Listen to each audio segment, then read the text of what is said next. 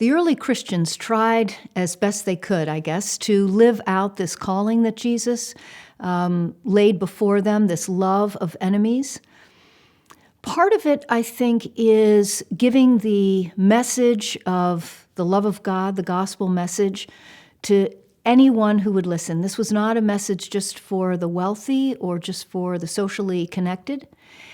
And I think it's important for people to realize, as the gospel message then spread to communities around the Mediterranean in these cities, these Christian groups, as they met together, they would include people from the whole spectrum of the social world.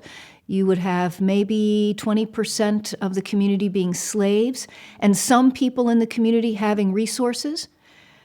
Now, all of them needed to treat each other as equals, which meant those higher up on the social ladder lost prestige. Their families may have turned against them. In other words, it cost Christians, especially those that had things, it cost them something to be part of the church and to stand with those who had nothing. And so I think in that way, the Christians, now they're not the enemies, right? But in social terms, these were people you didn't associate with. And the church really tried to live out the gospel message and say, no, they actually are my family.